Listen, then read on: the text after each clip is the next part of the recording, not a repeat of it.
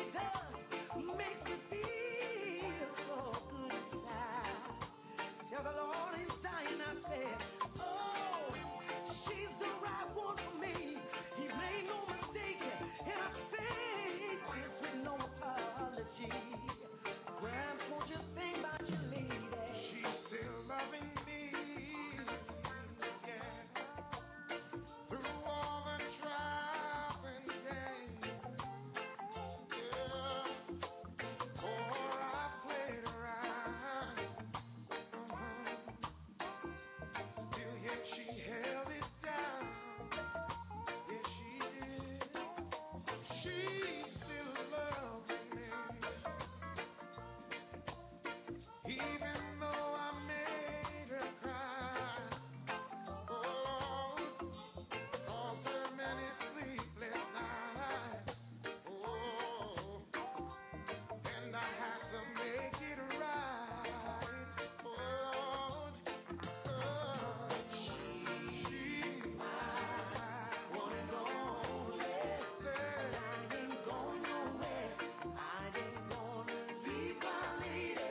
No, no, no. She's mine. One and only. I ain't going nowhere. I ain't gonna leave my lady. 'Cause she's truly mine. And most of what she does makes me feel so good inside. Oh, oh, oh. Someone tell the Lord for me, He made no mistake. And I tell the world there's no apology. Hey, hey, hey, hey. Play on, play on, play on, play on.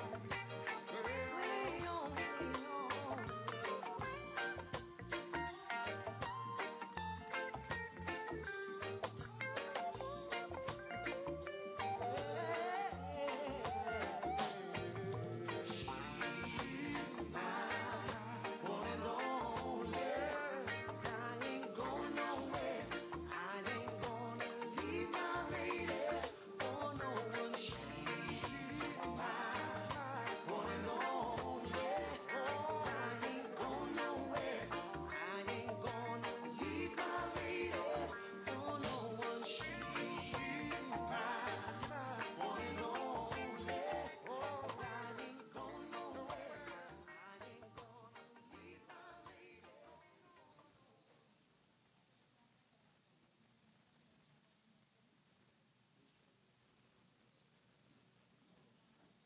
Radio Alley Reggae Top 10. Creating the vibe. Assignment is to write a 400-word essay on issues facing our society. Dismissed.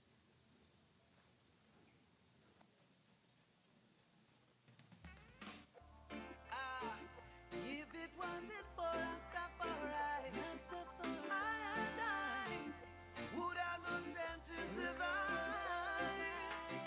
Hey, let us take a look around, see what's going down.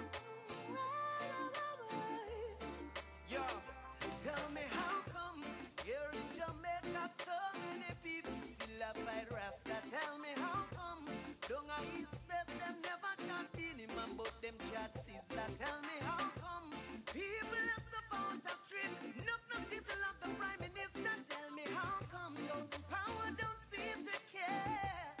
It's 'cause life is so unfair in this sweet paradise, and this is what we swear. Out of many one people, can you see that anywhere? Everyone treated equal, and this is why so many die, leaving so many to cry.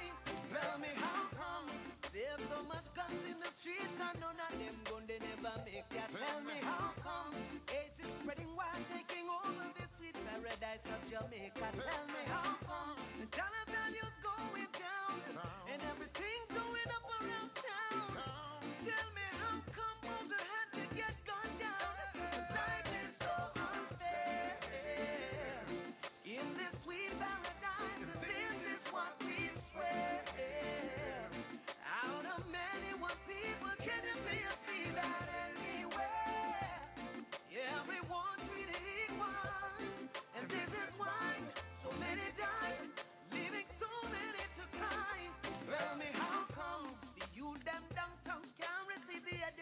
like the youth them uptown. Tell me how come Jack you are dead at jail and the prosecutor know he's innocent and shouldn't be there. Tell me how come so much hungry belly out the street and Babylon not one like say them not see it. Tell me how come people see it and not speak. 'Cause life is so unfair. In this sweet paradise, this is what we swear. Out of many one people, can you see that anywhere? Everyone treated equal, and this is why so many die, leaving so many to cry.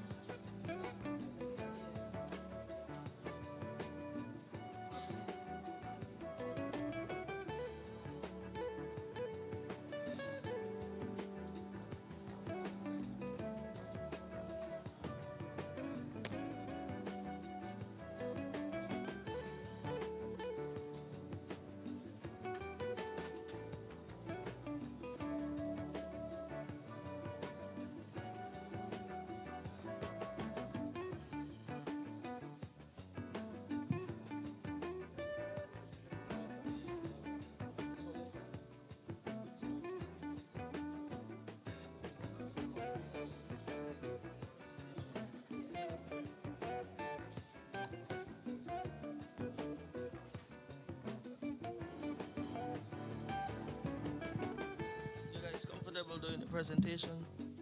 Oops.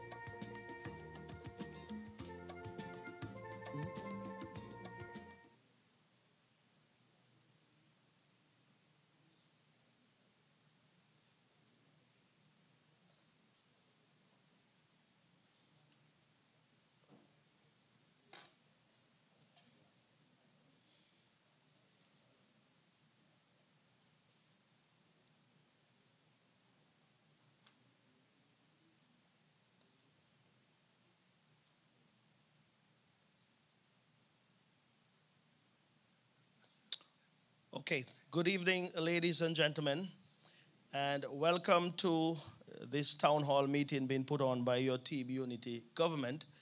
And we are celebrating our 4th anniversary in government. But before we get into the meat of our discussions here this evening, we'll start with a word of prayer, and then thereafter we'll have the national anthem. So can we all stand? And we'll start with a word of prayer.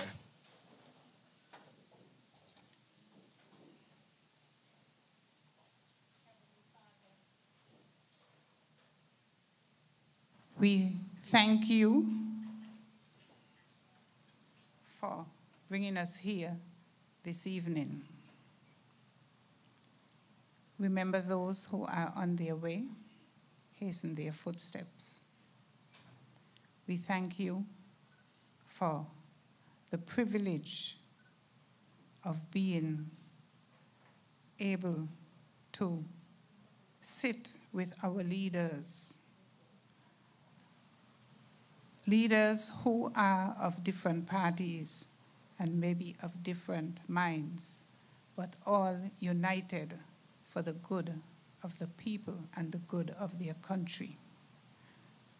We ask that thou is pleased to continue to bless them, help them in everything they say and do.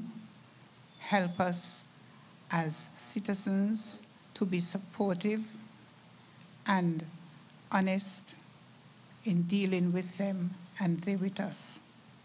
Watch over us all here tonight and those who are listening. These mercies we ask in your name and for your sake.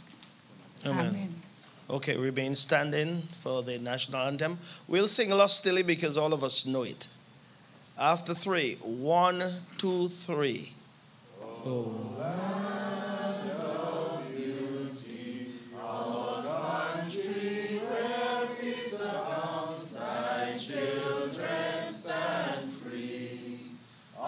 Strength of will and love, with God in all the struggle, St. Kitts and Nevis be, a nation bound together, with a common destiny. As stalwarts we stand for justice and liberty, with wisdom and truth, we will serve and honor thee. No sword, no spear can conquer, for God will surely defend. His blessing shall forever to posterity extend. Thank you very much, and you can be seated. I want to start this evening with an apology. Of course, we always make an effort to begin any event that we are having on time. Circumstances would have prevented that this evening, but of course we're here. And we're going to get started shortly, but first of all, let me acknowledge the members of the head table, and I must say, I would pause for a bit because the Prime Minister is just about to make his way to the head table. So I'll pause for a bit while he comes.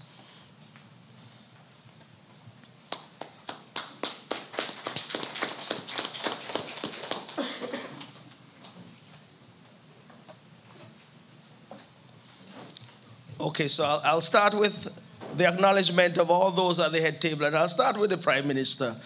Last shall be first. And of course, to his immediate left, and I will say the Prime Minister, you know what his portfolios are.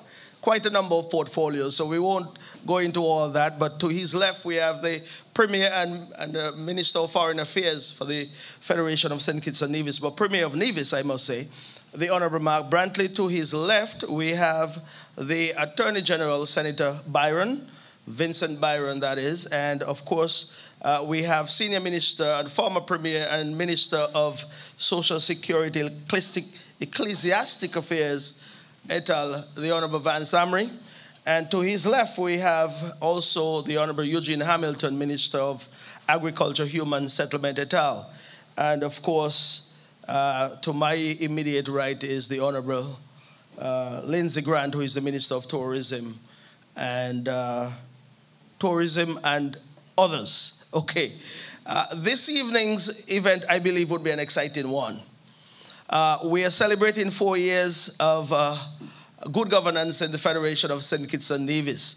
Of course, we were here last year. I believe I chaired the session last year, that town hall meeting which we had here last year, and the one before that as well. So I am privileged to be back again to chair this very important and informative town hall meeting that we'll have here this evening. This 4th anniversary gives us a lot to be thankful for. As a matter of fact, there's a lot to rejoice about. And I believe we can rejoice and be exceedingly glad because since Team Unity would have taken the reign of government in this country, we have had many rewards. Great are our rewards, and we must be thankful for that. And listen, you can cheer and you can be happy about that. And of course, while you're cheering, let me say that you can acknowledge the good reports that would come your way this evening from the members of the head table. As a matter of fact, let me backtrack and say we are going to have presentations by just the Prime Minister, the Honorable Dr. Timothy Harris, and also the Premier of Nevis, or Minister of Foreign Affairs, the Honorable Mark Brantley. But all of the other members of the head table would be here to answer your question and dialogue with you as well. We have had a late start, so we want to get started, and we want to get as much in as possible this evening. But like I was saying before, you can acknowledge all of the good reports that would come your way, and you can do so by applauding. You can make some noise as well, whatever you choose to do, because this is a time to celebrate, and this is a time to be happy and joyous and joyful for once again having good governance in this, the Federation of St. Kitts and Nevis. I will say to you that I've always been told that you can, and follow me with this one, you can have an opinion about facts, but you cannot present facts and form an opinion of facts when they're not. Let me reiterate that or rephrase that so that we get it right. I know you understand, but many would come to you with opinion based on facts, and that they can do, but they can't give facts and give you opinion, or give you an opinion and then present facts based on that opinion. Because once it's an opinion, that is what you think and what you feel. But once it is facts, and you can't erase that. Tonight you're going to get facts, not opinions. So that is the point I wanted to make to you this evening. And when you hear the good things that have happened, whether in healthcare, whether in infrastructural development, whether it is crime-related in terms of the major investment that have been made to combat crime in this federation, I will say to you that this government has made the largest investment in crime and criminality here in the Federation of St. Kitts and Nevis. So that we can certainly speak to this evening as well. Well, I won't spend more time lamenting on what is good for this federation and what has been good. All of the gentlemen here at the head table can speak longer than I do. And you know I can talk long. So I'm going to leave it up to you, to them to report to you. But I'll start now then with the first presentation. But before I do so, let me acknowledge the media houses that are with us this evening. We have NNC, the Nevis Television, who is here with us, and also VON, Voice of Nevis, who is here 8:60 a.m. They're carrying this particular town hall meeting live. We are streaming as well. I'll get the link for you shortly, but we're carrying this broadcast live as well throughout the world. Oh, we have ZIZ TV as well. SKNIS. SKNIS. We have it correct? Okay. Well, I'm happy to report that as well. Be that as it may, as we go along, anyone else who are carrying this broadcast this evening, we'll acknowledge them as we go. But I want to get started this evening. I want us to put our hands together and welcome to the podium to make his presentation the Honorable Mark Brantley, Minister of Foreign Affairs and Premier of Nevis, who would speak to you at this time. Thank you.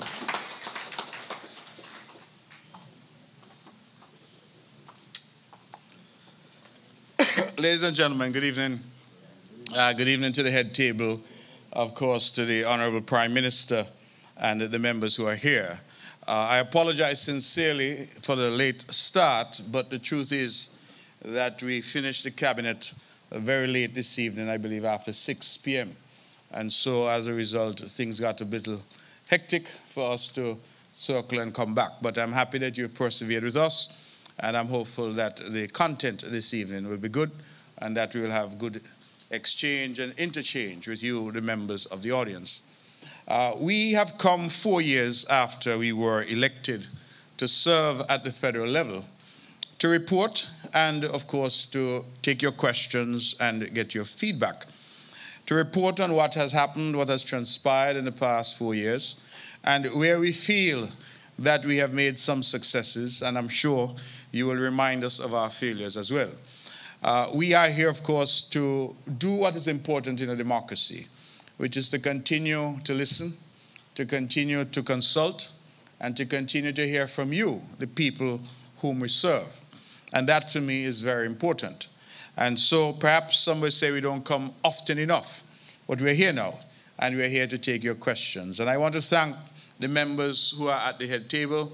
You have most of the cabinet of the federal government here seated, and they have come, and they clearly have come over from St. Kitts. And their very presence here is an indication of the first point I want to make, which is that the relationship between St. Kitts and Nevis has never been better. It is the best that it has been in the history of this country. That does not mean that it is perfect, because no relationship, even that between your husband and wife, is always perfect. But it is the best that it has been. And as someone who is in the middle of it, both from the Nevis end as Premier and sitting in the federal cabinet, I can tell you that there has been a genuine effort to meet the needs of all the people of the country and to provide in a way that all the people of the country can benefit. And I think that that, more than anything else, is to me of tremendous significance. When we sat and spoke about and consulted and agonized and prayed about this team unity construct, that was always for me the most important factor, that it promised a better relationship between St. Kitts and Nevis. All of us are well aware over the years of the difficulties that this relationship has had. All of us are well aware of the history, sometimes very unfortunate. Those of you who work for the government in Nevis will well remember that Wednesday when your checks were bounced here in Nevis. That was not just a function of the NIA having financial difficulty. That was a direct consequence of a bad relationship between St. Kitts and Nevis, of decisions being made in Church Street calculated to hurt the people of Nevis. And I am very proud to say that through this team unity arrangement, that has not happened again. And I'm proud to go further. We have ushered into being this new paradigm of governance, which has ensured that it will never happen again. These are the things which to me matter.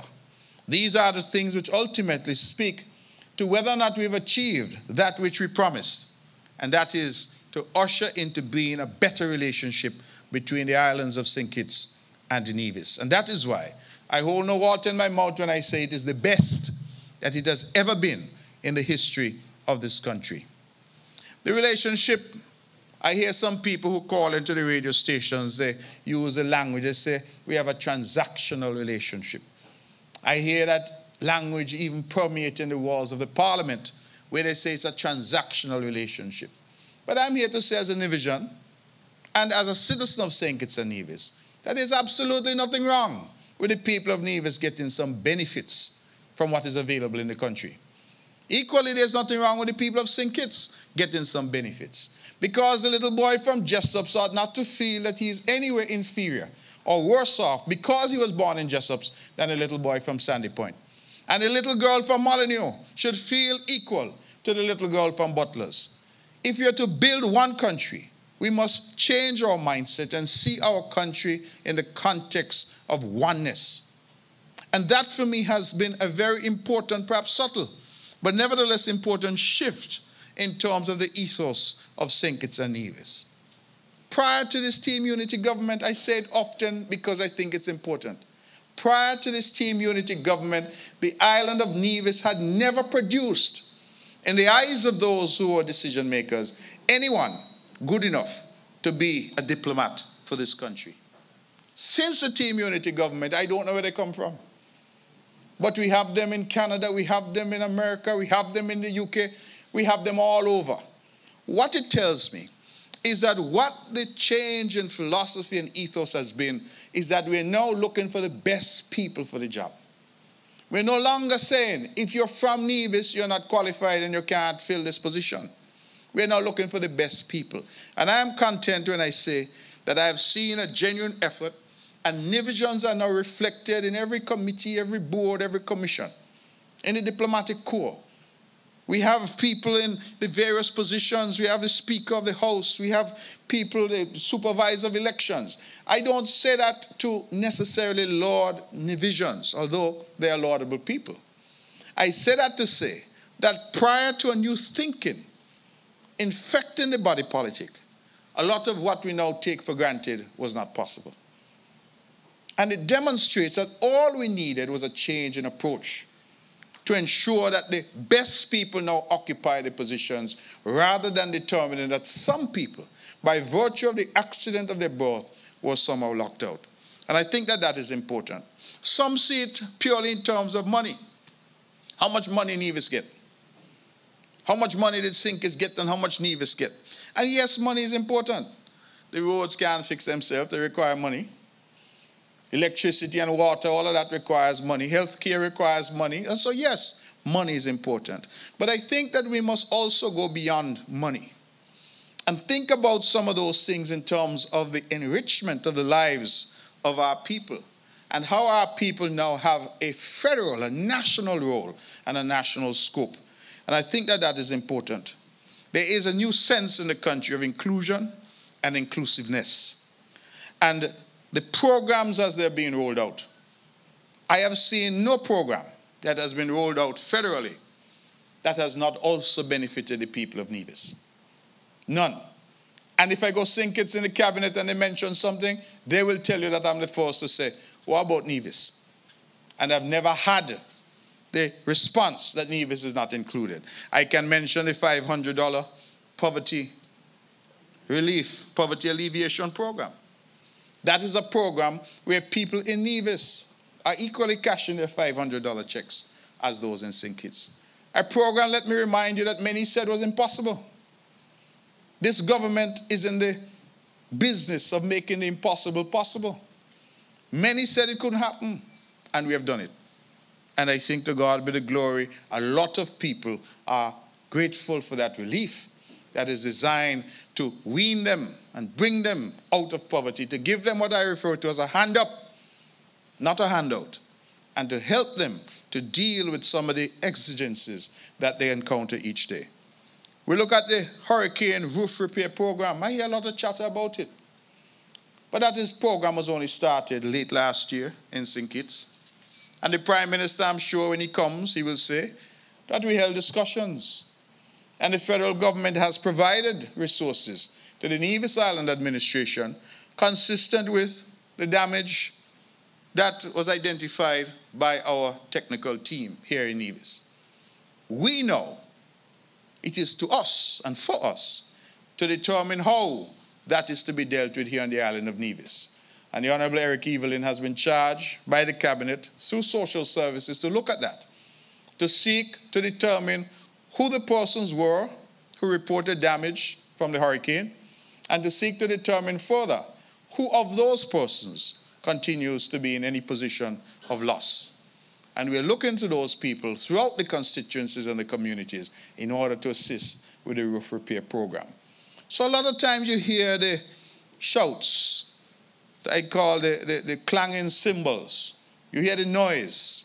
And I have developed in my own life a perspective that if we focus on the job at hand, we ignore the noise, we ignore the opinions, because oftentimes there are opinions, and like I believe the chairman was alluding to, you ask what are the opinions based on, and you come back nothing.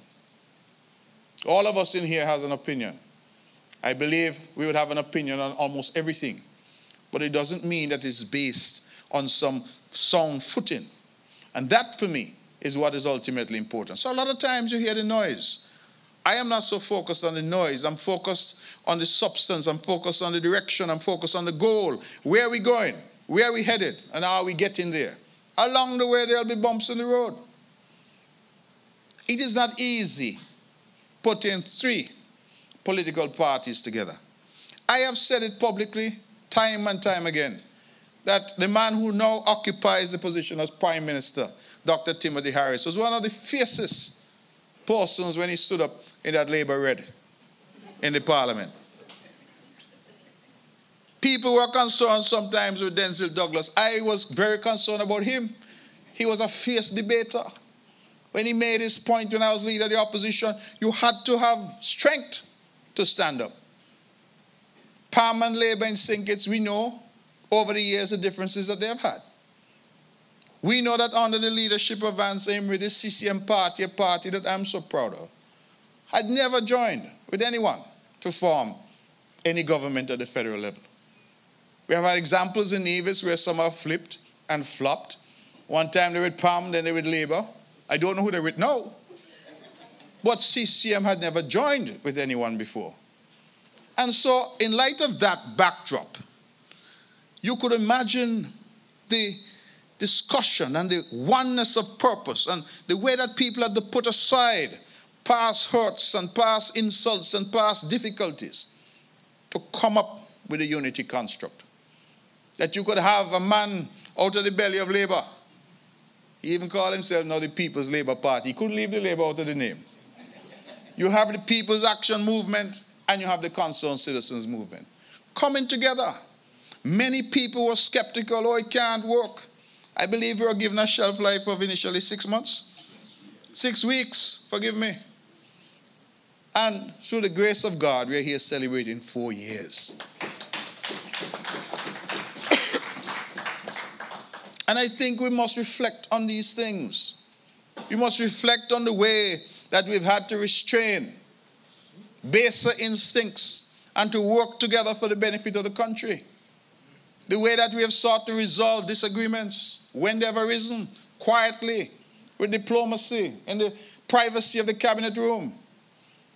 And that you, the people, have been the beneficiary of this experiment in government. It has never been done. That's why I use the word experiment.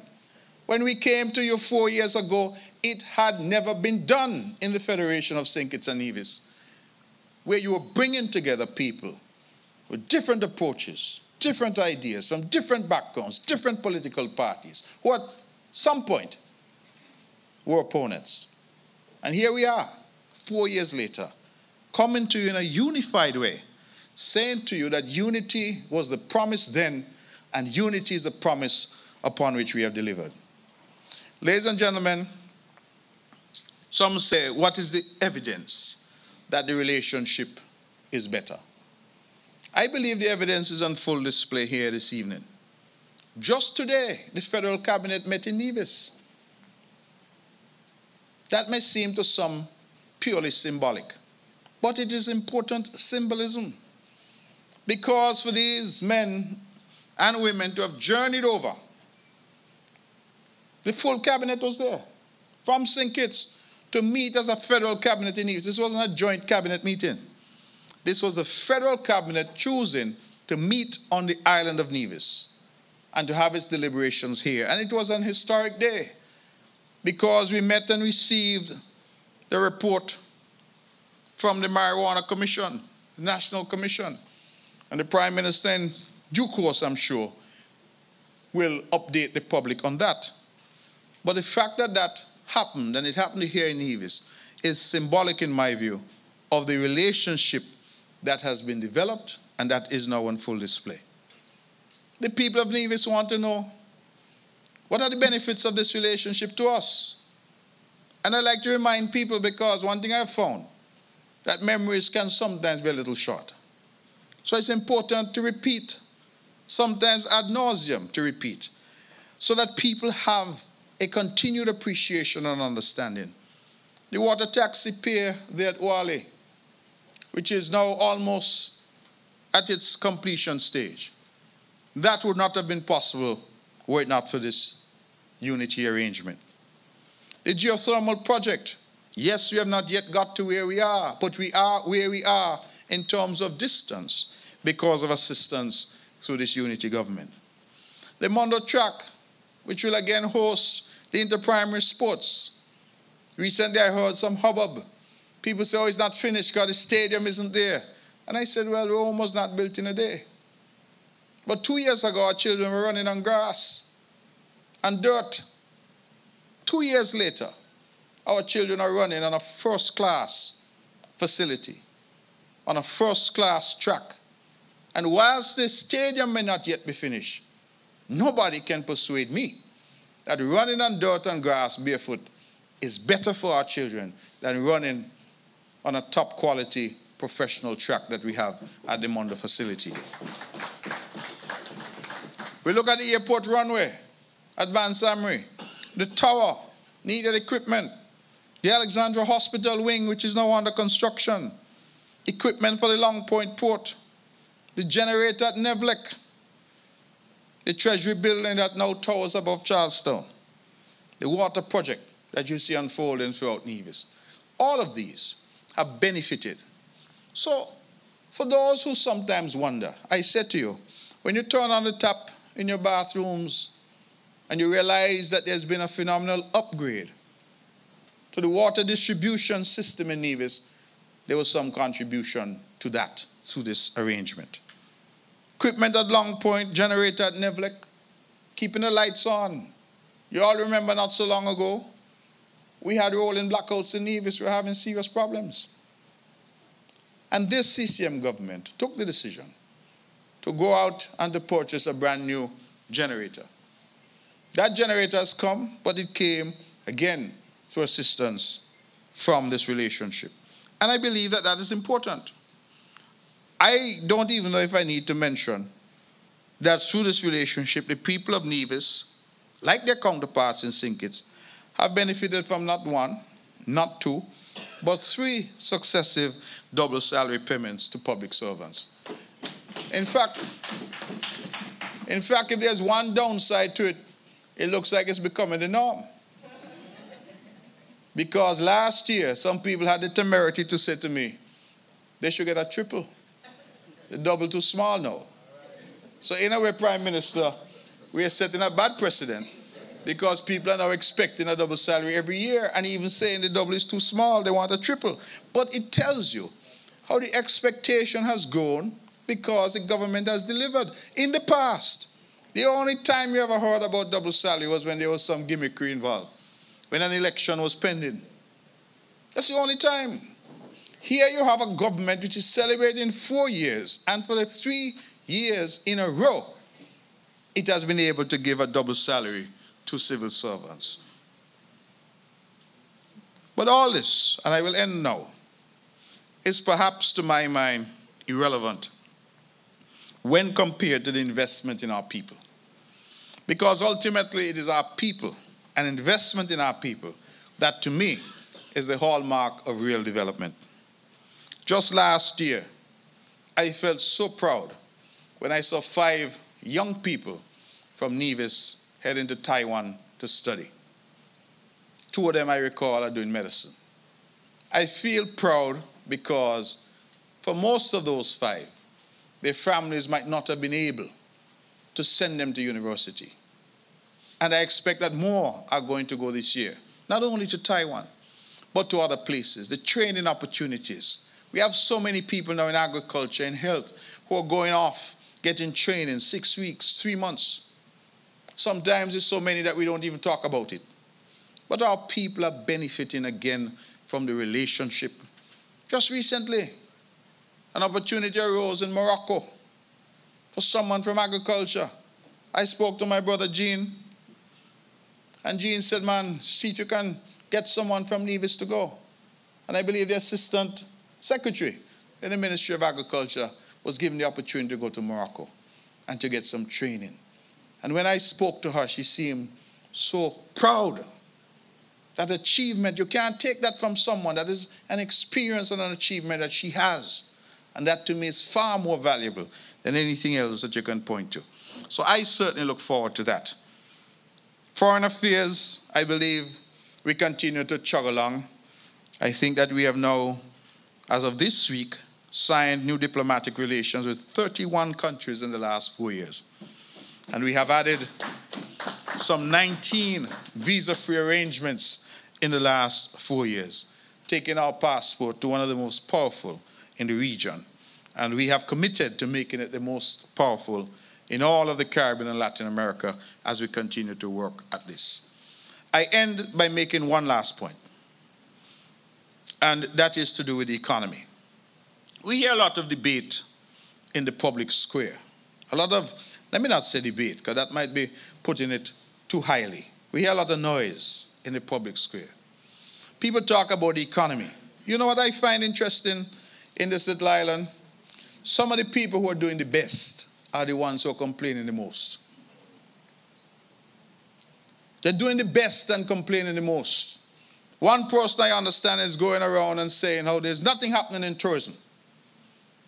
But privately, the same person is saying that his business is enjoying the best year it has ever had in its history. Tourism-related business. Just on Friday last week, I happened to be at a particular place, and in speaking to one of the water taxi operators, they said they had a rough Saturday coming.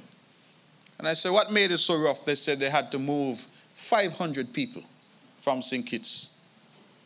I said, 500? They said, yes. I then saw them on Sunday, and they told me that it turned out to be over 600. 300 plus going to the Four Seasons, and the others going to other properties.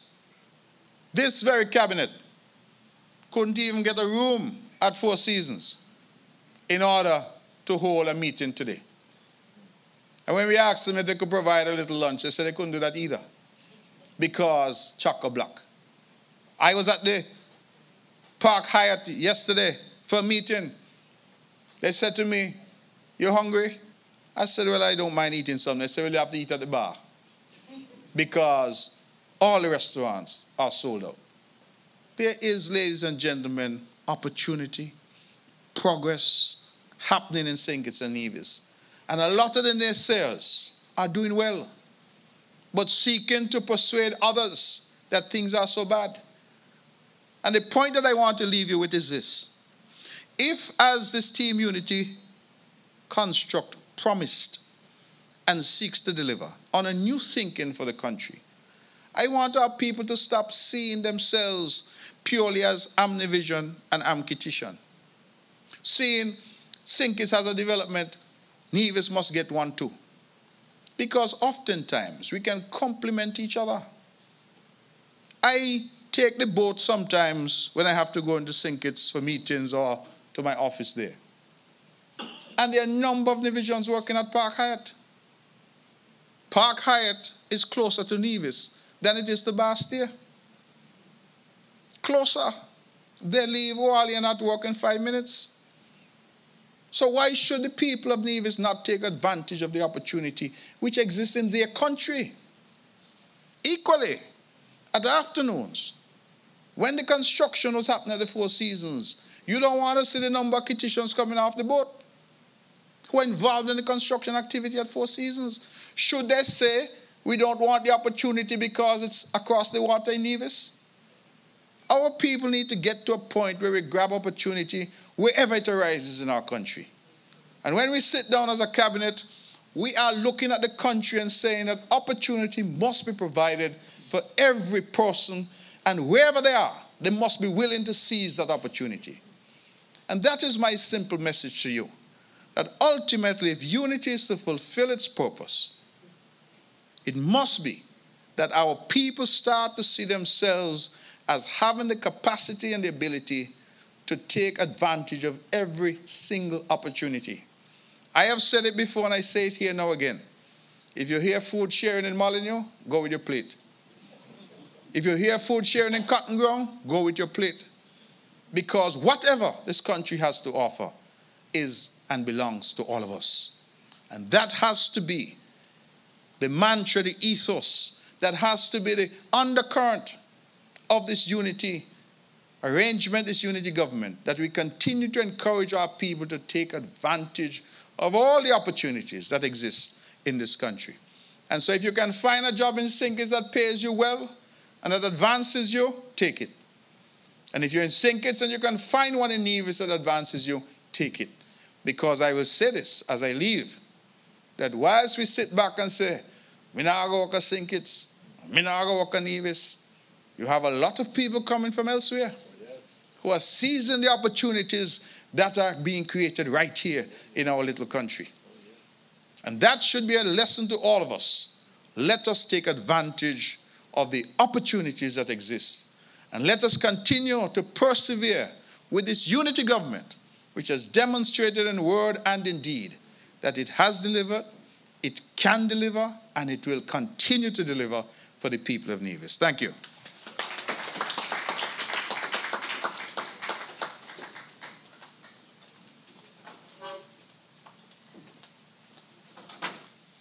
Thank you very much, Honorable Mark Brantley. I thought I gave you the license earlier to make noise, clap, applaud, because some wonderful things were imparted here this evening. Let me hear you once again for the Honorable Mark Brantley. Very good presentation. As a matter of fact, as I looked around the hall, I see a lot of smiling faces, so it means that things are going good in the Federation. I just want to remind the general public, as I said before, I would come back with some information as to how to access tonight's broadcast or tonight's meeting. We are being carried live on VON Radio 860 AM, Sugar City Rock 90.3 FM, ZIZ Radio 95.9 FM and 96.1 FM, and also 96.3 or 96.9. There are a lot of different ways to access ZIZ Radio, and also on Nevis television. Of course, you can get the live streaming as well on YouTube. You go and you type in Team Unity 4th Anniversary Community Consultation. That's YouTube.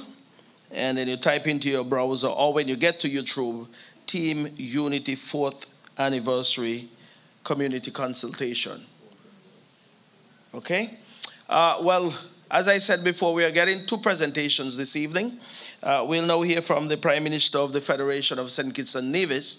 And of course, he's always lively in his presentation, so this evening would be no different. Yesterday we heard a wonderful presentation at the anniversary church service yesterday, and this is a gentleman who can change his style for any occasion.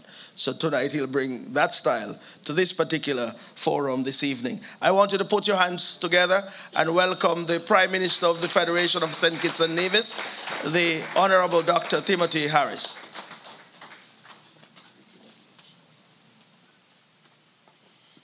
Ladies and gentlemen, good evening. Let's give a round of applause to the Deputy Premier of Nevis for presiding over tonight's historic town hall. And I'm happy to be here, although a bit under the weather.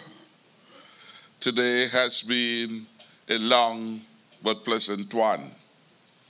We started around 8:30, at least I did, with the swearing in at Government House of some 24 new island constables that will devote their time to the security and safety and being helpful to those who visit several of our principal touristic sites and St. Kitts.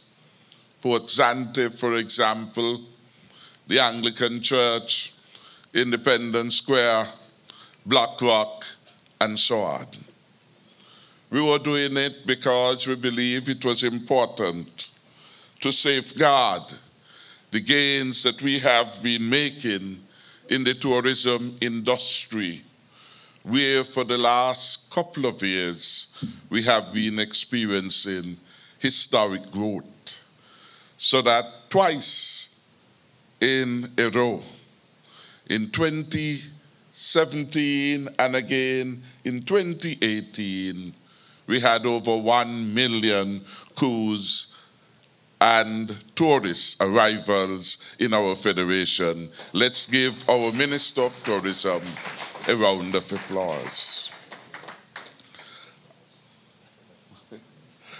I say that to say that we are a government working hard to deliver to the people of St. Kitts and Nevis. And none can ever doubt that, and none can gainsay that. Not only are we working hard, but they are results that are there to show and to support how impactful our work has been.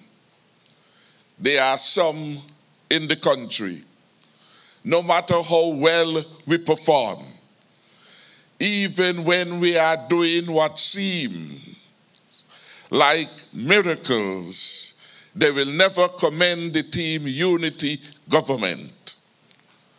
So we cannot rely upon them. And some of these people are people who go on radio to talk often and regularly, but they're talking about things which they do not know. And they don't want to know either, because they go on the radio time after time speaking ignorance and professing that they have knowledge.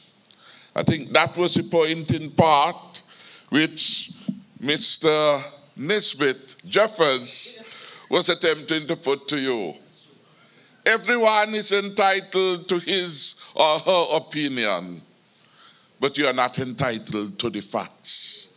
And the facts of the case speak to a team unity government that has performed like no other federal government in the last 30 plus years in this country. You have heard it from the Honorable Premier.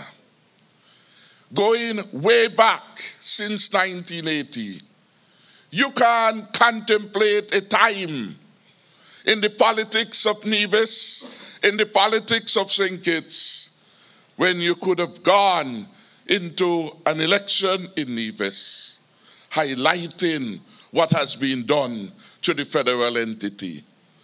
For Nevis was all alone, was being used for convenience.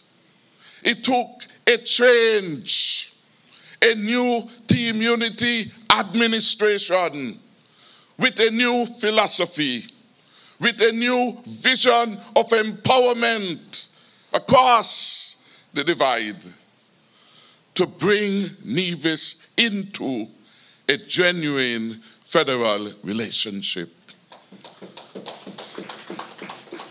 Your Premier has said repeatedly, this is the best that Nevis has had it with the federal government.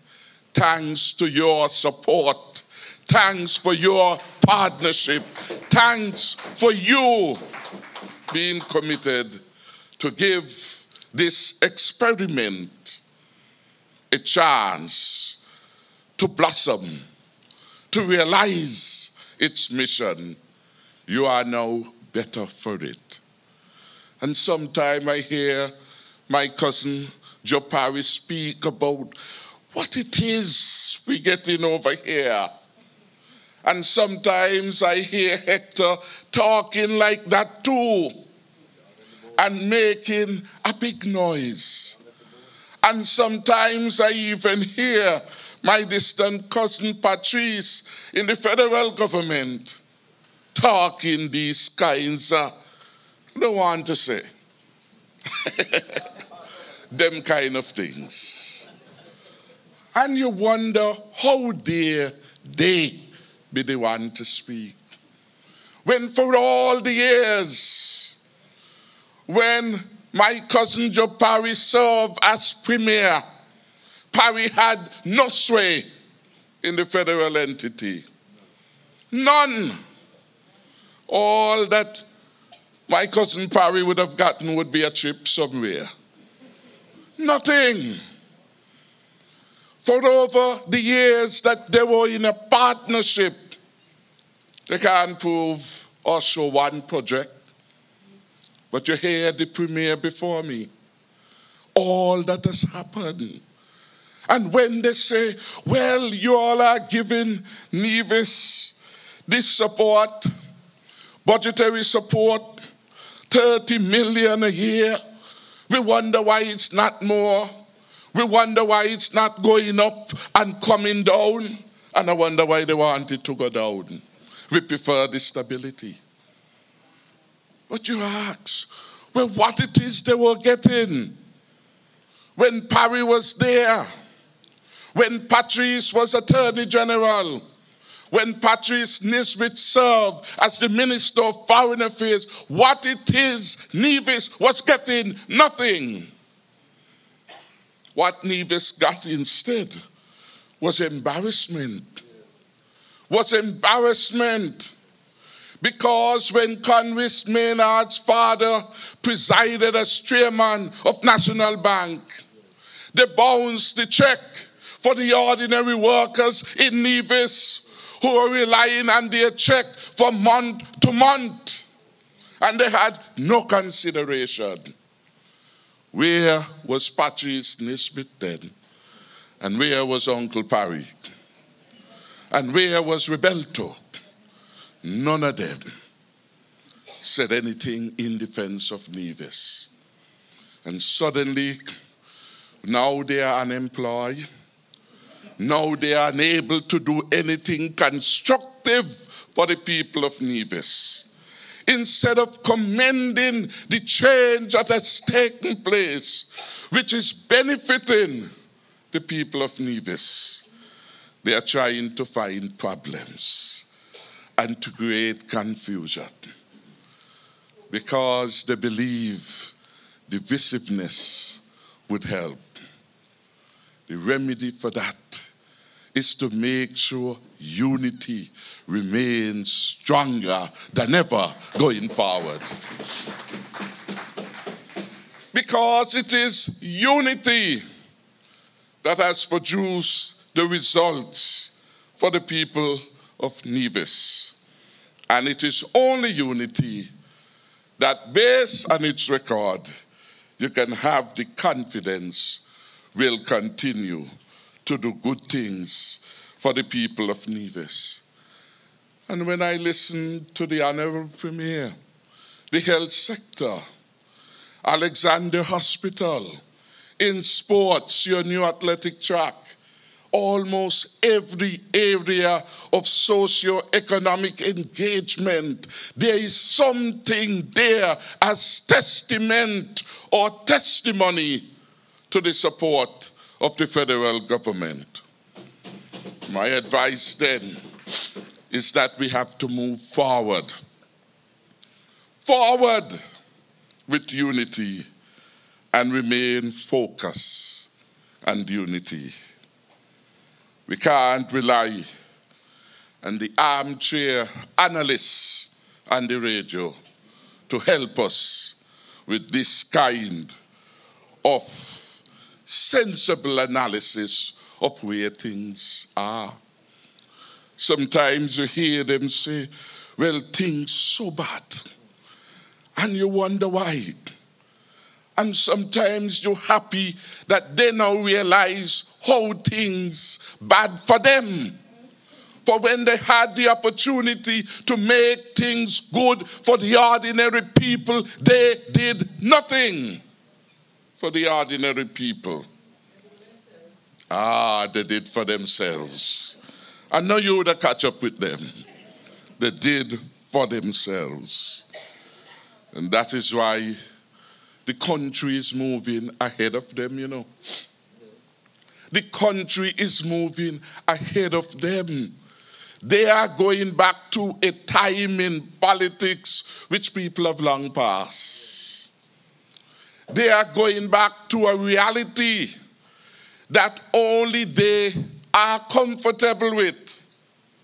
For example, when they are saying that things so bad, Dan Anderson, a pollster out of Jamaica with no interest in St. Kitts and Nevis, with reference to party affiliation, a pollster with 43 years experience in doing polling work for government, for private sector, for NGO, for international organization. He builds his reputation on the reliability of his results, developing his name as a reliable pollster, one of the most successful ones. AG, you IT man, give me the report. But the report is saying that 67% of the people of St. Kitts and Nevis are saying they have no difficulty with the team unity administration. Their lives have been made better. 33%. Most of them are Happy and Douglas people. Say their lives have been made worse. 67%. That is the reality. Those are the facts. But you listen to some of those people in St. Kitts and Nevis, they want to bring a different kind of scenario to you. And there was an interesting piece of data in the polling. And it was that when he asked some of the people, the pollster described them as die-hard. All of them not die-hard, some of them really were hypocrites. For when he asked them, well, what was the fault of the government? What it is you didn't like? Somewhere in it, AG, 14% say, we know. They were just told to say that the government bad. It has no reference to reality. They couldn't explain why they didn't like the government. It was personal and almost a question of genetics. So among those would be those who are labor till they're dead. Among those would really be those who support NRP so long as Parry is still alive. This is what it really means. There were no sensible reason advanced for their particular position in opposition to the government. So we can't rely upon them. And you could tell yourself, even when your government is doing well, they're afraid to say so because they are dishonest. When the government is doing well, they'll bring up a but. Because they can't come as honest men and women. I give the government credit for this one. When we introduced, for example, the $500 poverty assistance, before they said it couldn't happen, it was too much money. Where the government going to find the money? Where we going to find it? Not pulling the devil tail? What kind of question they just ask? We say that we will pay. They said it couldn't be done. They didn't even look properly at the budget to find that we had already inserted the provision in the budget estimates. So they were asking where the money will come from. When we say we will pay, before that it will never happen. Lord, you see, Team Unity made this promise to thousands of people, and Team Unity not fulfilling its commitment to the people. And when we start to do that, they're not saying, all right, we commend them for doing it at last. I hear that some of the people, hypocrites, went on the radio and they said, why Mark carry the people in Charlestown to get a check? Why Dr. Harris carry them to Independence Square to get a check? Man, this is slavery, man. This is going back to slavery.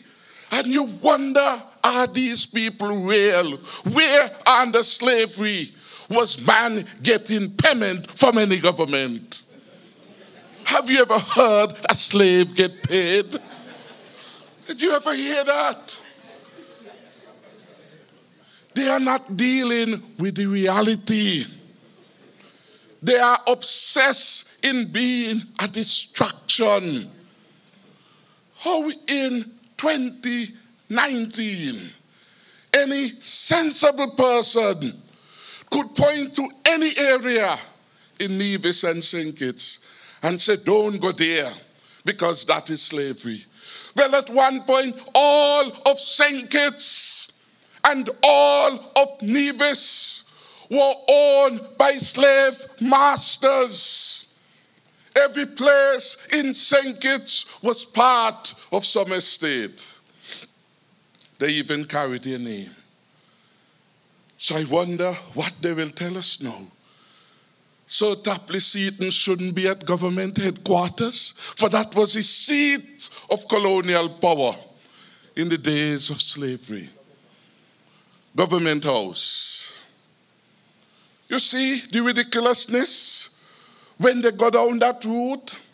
Are they saying that when the royal family comes, or when you want to take your children out or visitors to St. Kitts, you mustn't take them to Brimstone Hill, which was built by slave labor, and which, when we redeem our future, we cause it to become a World Heritage Site. That is what it is. They are going back to a past when the present and the future is begging them to take notice. Pall Mall Square is now Independence Square. It is our own. We have taken that space, and we should go there anytime we want, day or night, because it is our own. So when the argument comes about going into a square with respect to a payment, somebody really is just up to mischief. For that argument cannot sustain itself. All of us in Caribbean society grew up with that history of slavery, but we can't let that history checker our present and stymie our efforts at the future. But it shows you where some people's minds are, that they will go back to that era, forgetting so much have transpired in between slavery and now. And we have come full circle.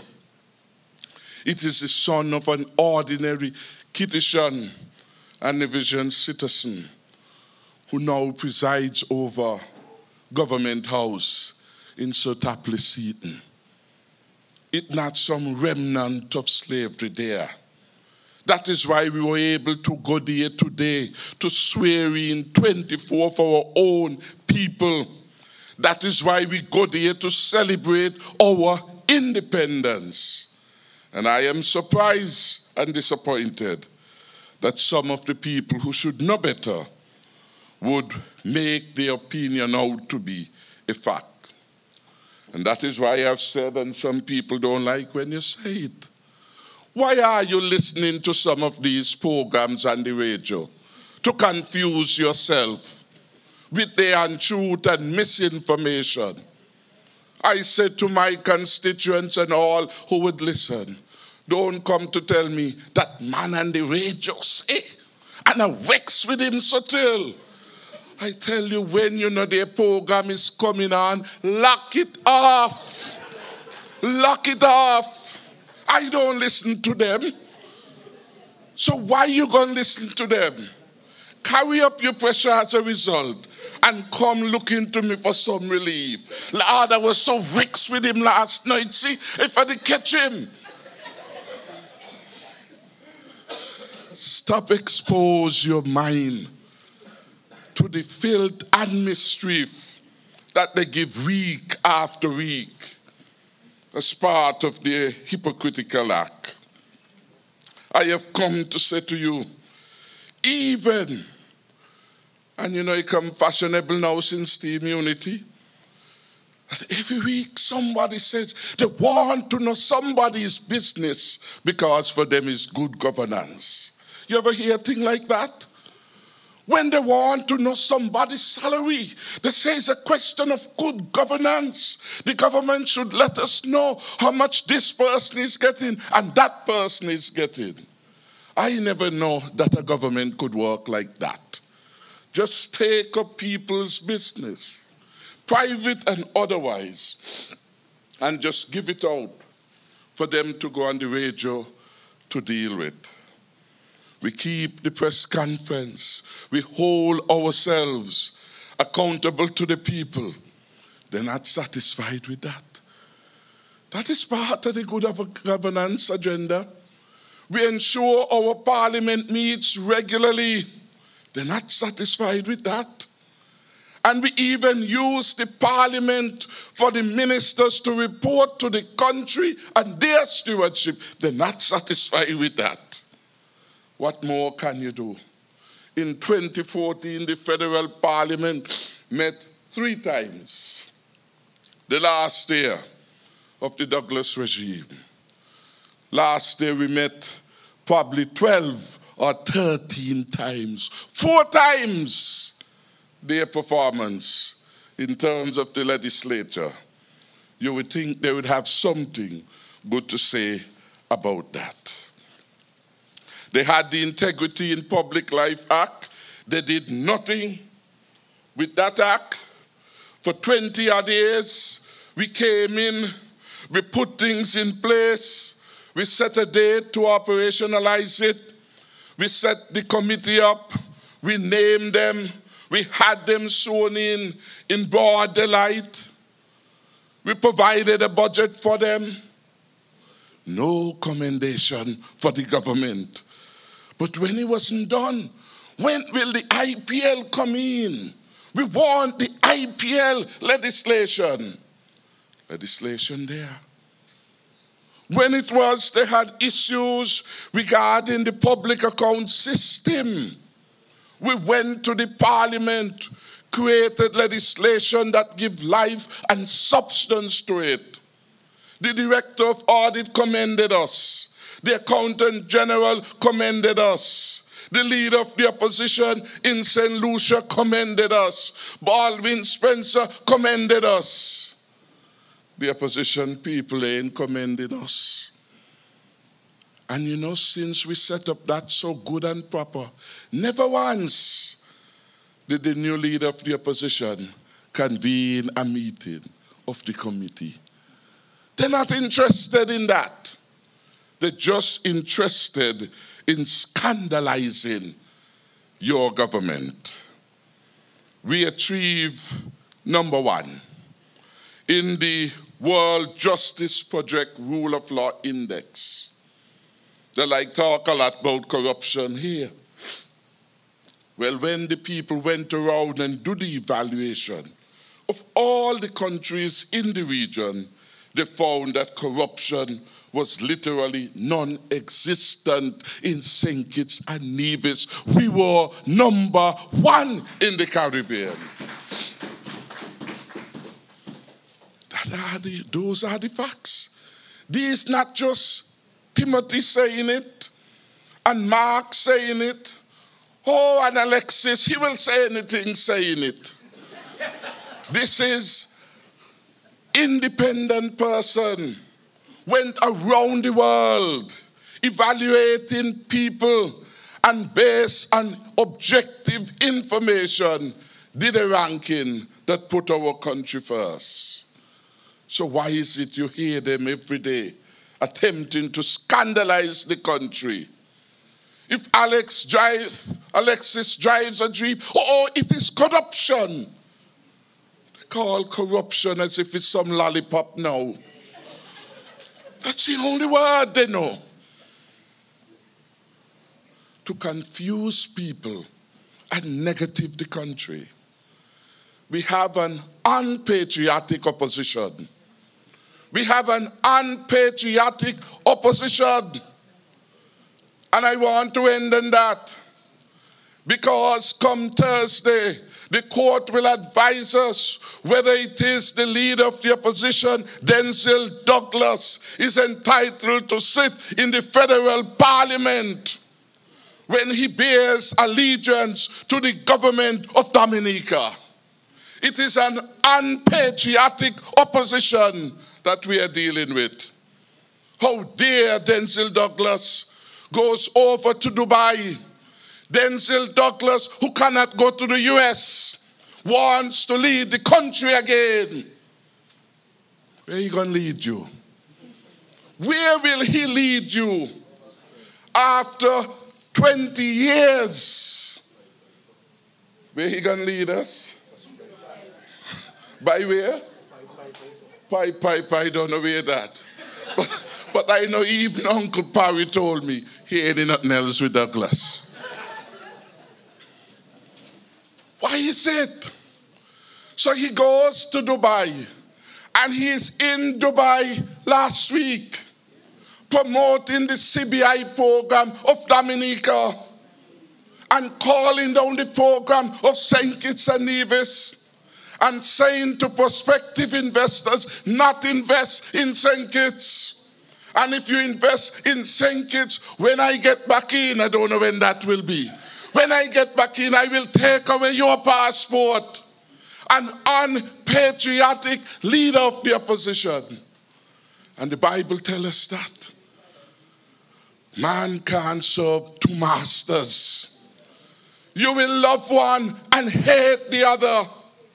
Denzel Douglas has vested interest in the citizenship program in Dominica.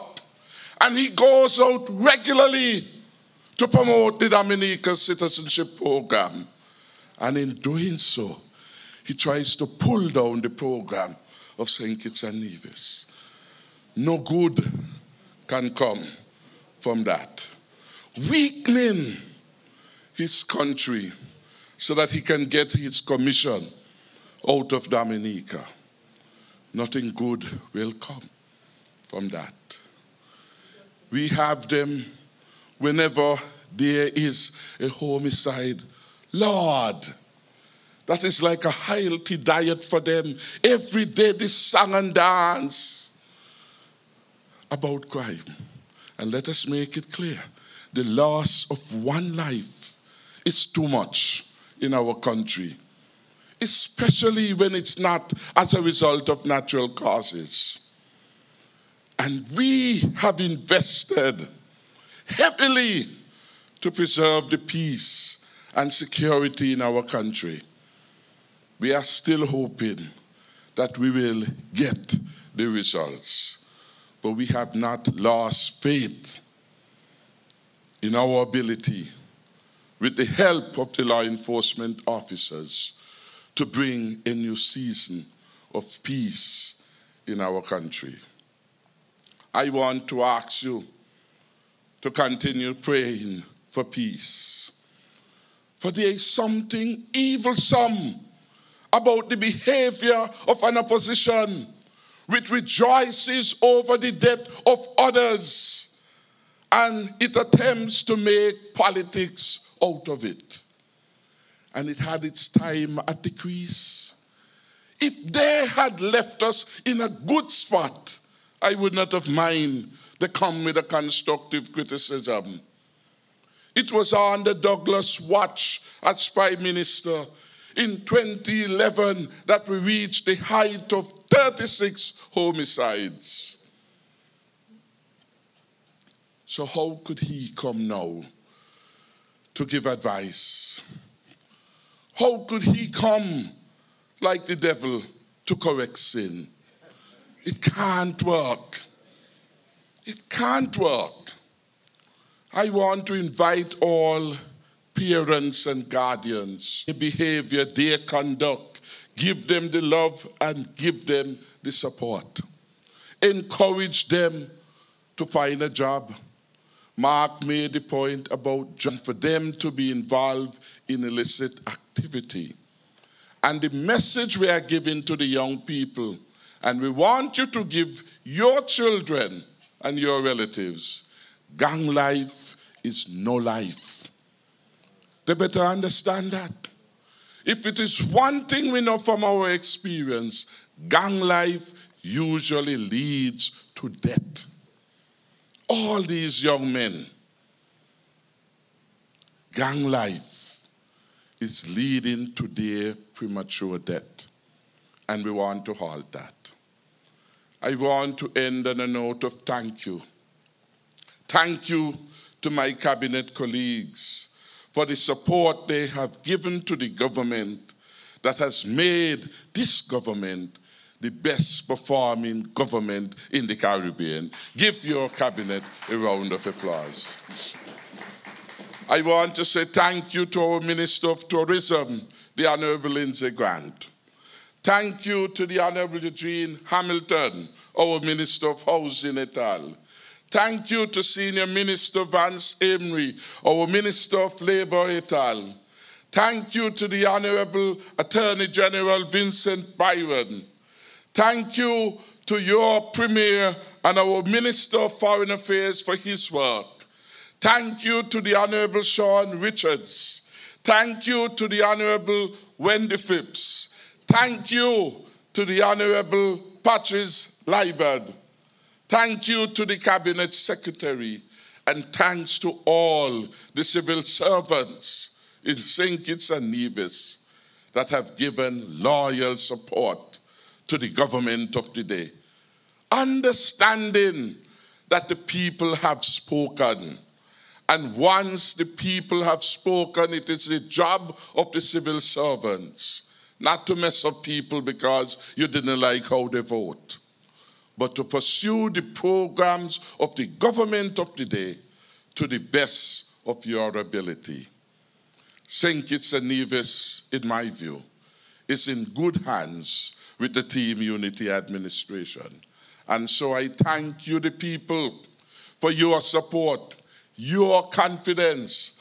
And I know when the time is ripe, you will do what you have said to Dan Anderson. You will give the Team Unity administration a second term, because one good term deserves another. Thank you, and God bless you.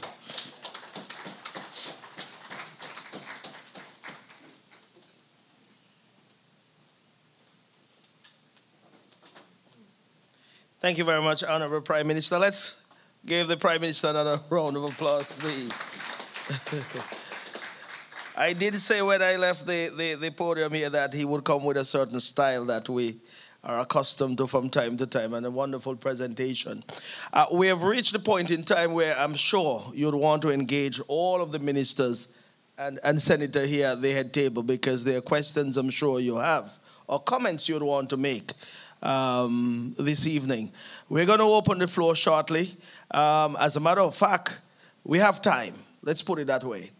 So do not curtail what you'd want to say or what you'd want to impart because of time. We have, at least we have another half an hour or more. That's a lot of time. So if you have any questions, you can certainly make your way to the microphone in the middle of the hall, and you can direct your questions to any of the gentlemen who are here at the head table, and they'll be more than happy to take your questions or comments. As I said before, and of course the Prime Minister would have alluded to who are here, any questions regarding tourism? You have the Minister of Tourism here with us, the Honorable Lindsay Grant. Any questions regarding agriculture, fisheries? You have the Honorable Eugene Hamilton. Questions regarding labor, social security, ecclesiastical affairs? You have the Honorable Vance Amory. Of course, any legal issues, you can certainly direct them to the Attorney General, the Honorable Vincent Byron. Any matters concerning Nevis affairs or matters pertaining to Nevis itself, and also foreign affairs, you can certainly direct them to the Honorable Brantley. Of course, the Prime Minister will take any questions of any sort from you because he's the man in charge, so he can answer any question. So the floor is now open. Let's not waste too much time this evening. You're excited? Let's get it going. Ask your question, and we can certainly pack up and go home thereafter. I think we have someone moving to the microphone. Oh, no. In the meantime, though, I would say if there is any comment that anyone at the head table would want to make who didn't make a presentation this evening, you can certainly do so. Any of the gentlemen who didn't make any presentation?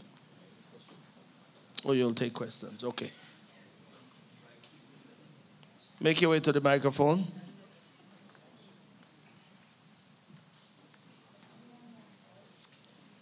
I have one question, but before I ask the question, I would like to commend and congratulate the unity government.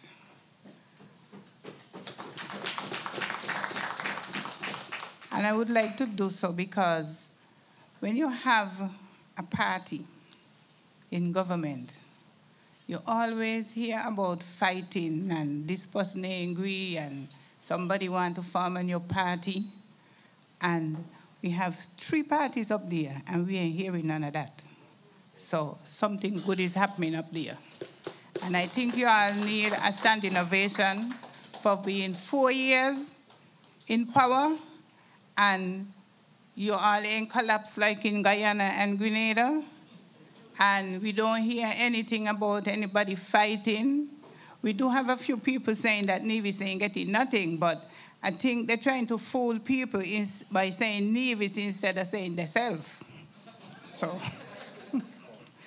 but congratulations on sticking together.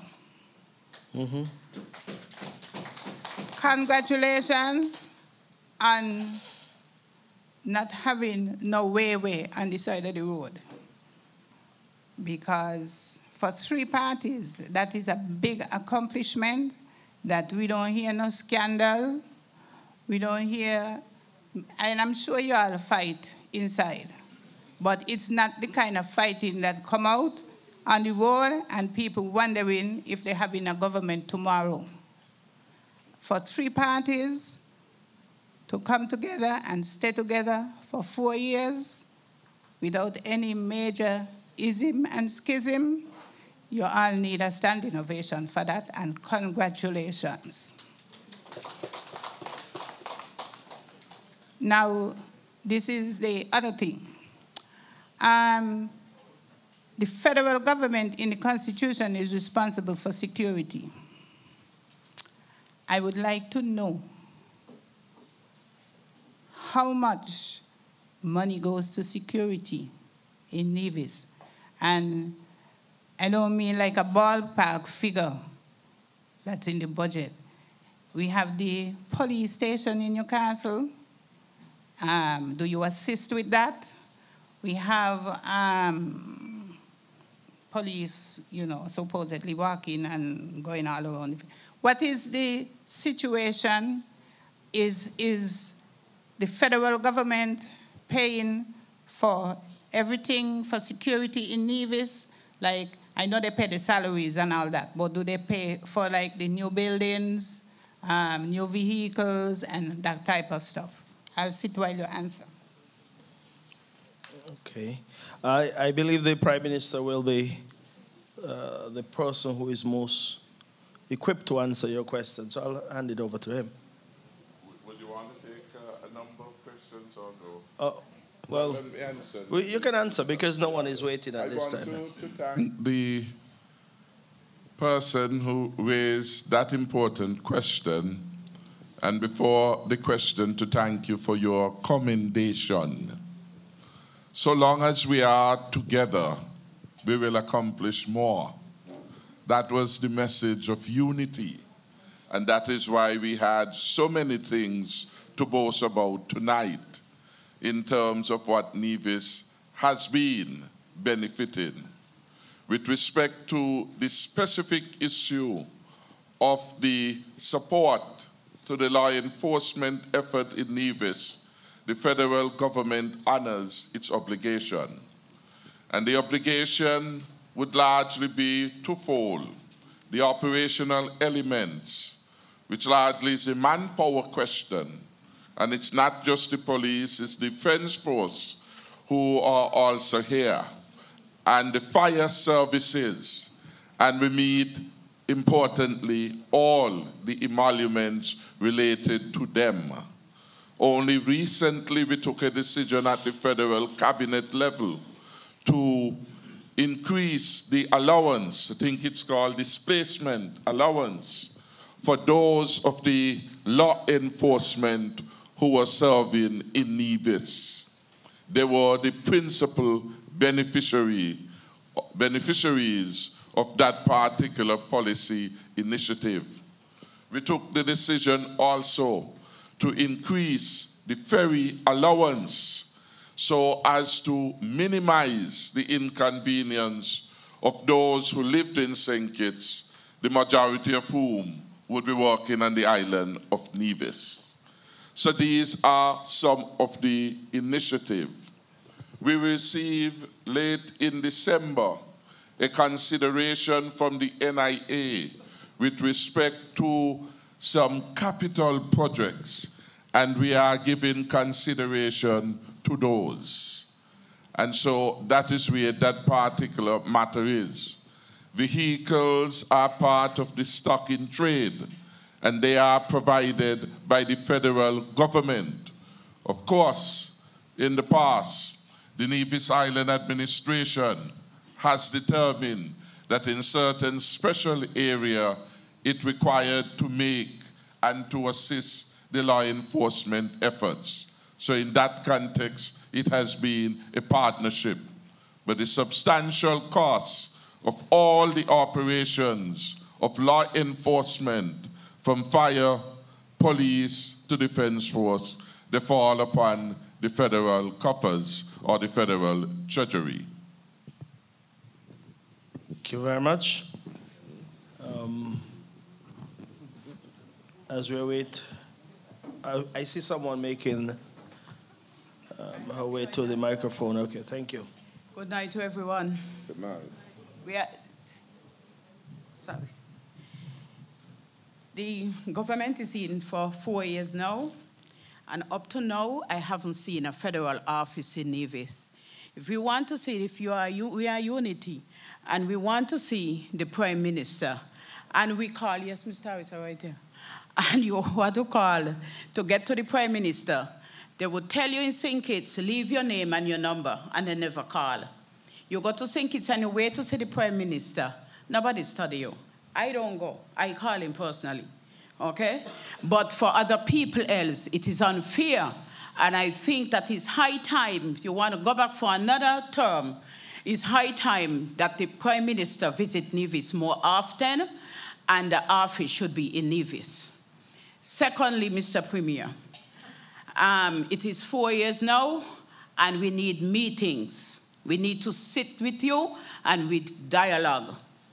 Nevis small, you say, okay, Hanley's word tonight, this place the next night, and that's the agenda of the night. Not just taking up the phone and call Rodney, how you do. We need meetings. Thank you to Rodney for that particular question regarding the availability and the access of those residing in Nevis to the office of the Prime Minister. And it is my intention, as soon as is convenient, to be able to have the federal office functioning in the way in which you contemplate and in the way it would best service the people of Nevis. Like you, I agree that it's not on every occasion it will be convenient for persons to journey to St. Kitts to get an appointment with the office of the Prime Minister. We have already reached out to the landlord because there is, in fact, an office that is being paid for, but it is not in an appropriate condition. And so we have met, my office officials have met with the landlord, and we have determined certain arrangements to effect the kind of renovation on the property that would make it an edifice more worthy to serve the people of Nevis. We are working on that. We will get an update as to where that is at. But we began that dialogue early this year, and we had discussions about, well, the terms and conditions. So in a nutshell, we have no objection to your suggestion. It is an excellent one. I commend you for it, and we will try and work on it. Good evening to you, Rodney. Thank you for the question. I agree with you. I think the suggestion is one that you've made to me privately. You've now made it publicly, that we have community meetings, as you say. And that is something certainly that we will take on board and that we will embark on. Sometimes one gets very occupied in the business of governance because of the demands of all that we are required to do, the demands of day-to-day governance. Prime Minister would have indicated his day started at 8:30. Mine started at a similar time. We would have gone until after 6 for the cabinet.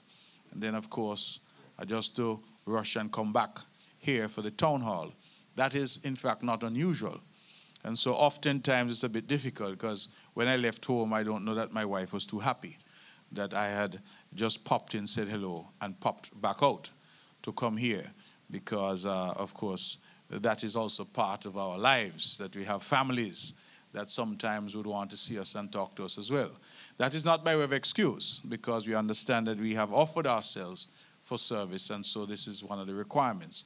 I say that only to say that sometimes I ask people to be a little understanding that the demands are great, demands of travel, demands of office. What I have done personally, Rodney, is that I have sought to make myself available.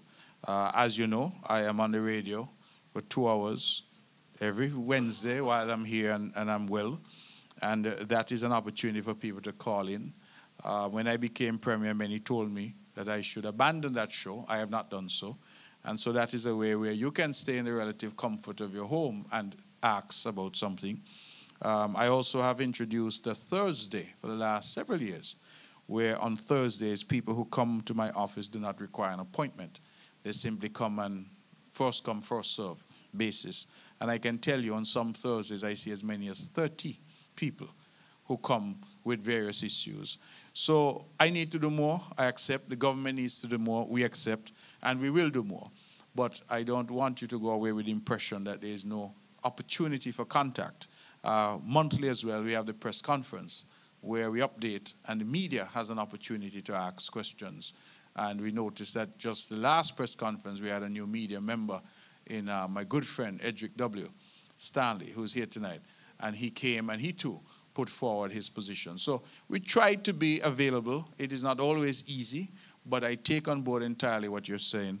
And my colleagues who are all here, they too will take that on board. And we will shortly, I expect, announce some community meetings to do more of what we're seeking to do here tonight. So thank you for the suggestion.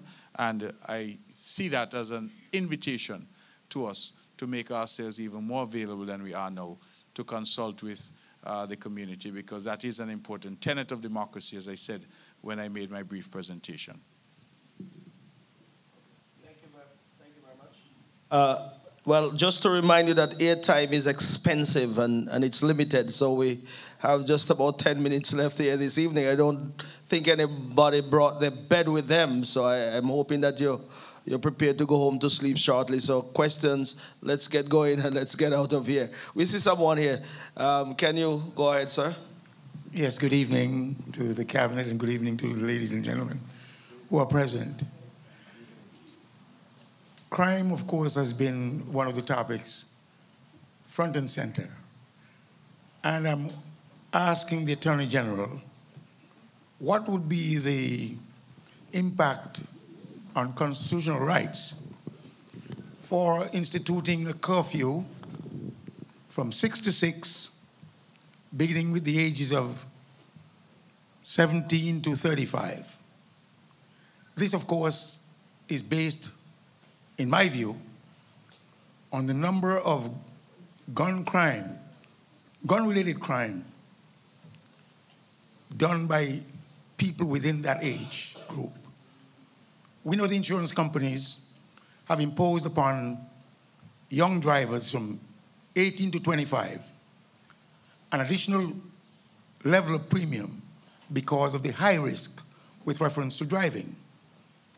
When we look at the statistics regarding gun crime, gun-related crimes, young men gunning down each other,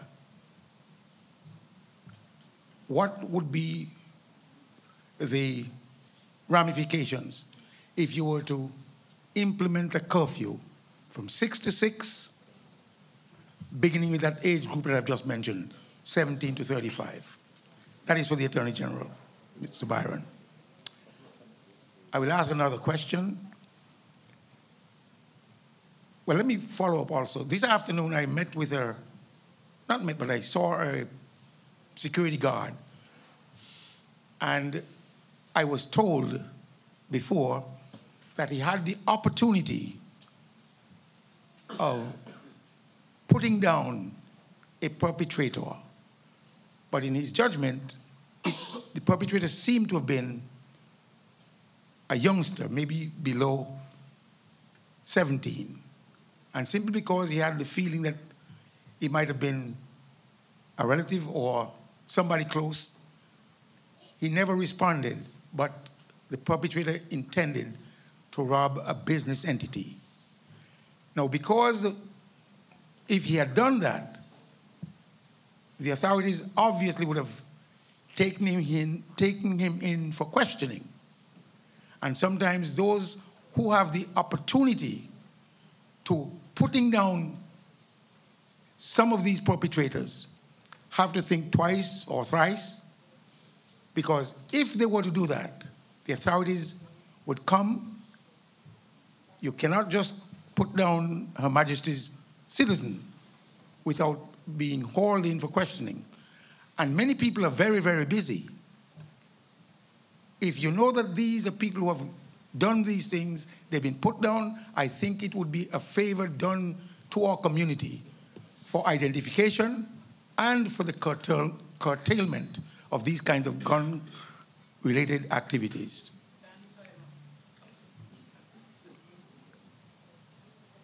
The timekeeper. No, they're at any time. If you have another question, go ahead and we'll take them. Okay. I have expounded on a matter, and you struggled earlier when you opened the meeting with reference to an opinion. I have stated that people who are entitled to their opinion, as that verbiage has been bandied around, if they're not factual, but yet they are influential, an attempt to perpetrate their opinion which has no basis, I do not think that they're entitled to their opinion. Let me repeat it. If you have an opinion, and that opinion is misleading, but because you feel that you're influential enough to impact the minds of certain people, that opinion probably would sway many. But you don't have the right to expound on that opinion, to influence or mislead people. And therefore, I am saying tonight that we must begin to rethink our statements, that not everybody is entitled to his or her opinion. Thank you. Well, Stanley, you just had an opposition to your opinion as well, too. I suppose, Attorney General, you wanted to address the curfew issue? Yeah, thank you very much. I hope that Mr. Stanley doesn't mind if I tend to rephrase his question, because it's a critical question in relation to the upsurge in homicides that we had recently. And I would say that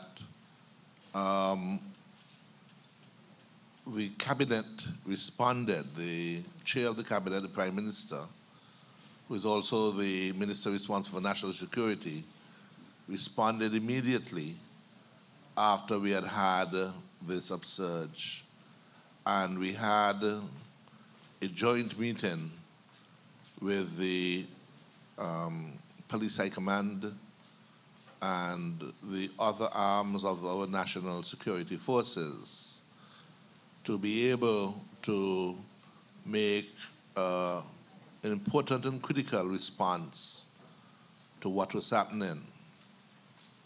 And since I've been a part of this government, we have tried our best to work very hard to ensure not only did the security forces get the necessary resources that were required, but to establish the sort of framework and parameters that we believe that we do not want to tolerate any form of criminal activity that would threaten the peace and stability of our country.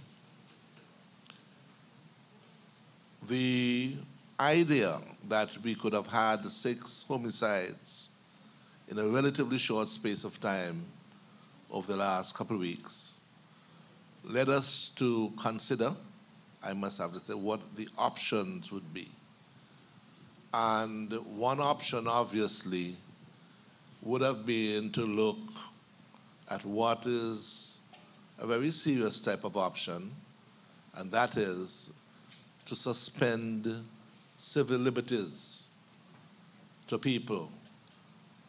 We know it as a state of emergency in which people may well have been asked, not just those 18 to 35, but our citizens would be asked not to venture out, to have a curfew, whatever period that the security forces deemed necessary for us to establish control of our country and prevent any movements that may facilitate those who were bent on perpetrating crimes.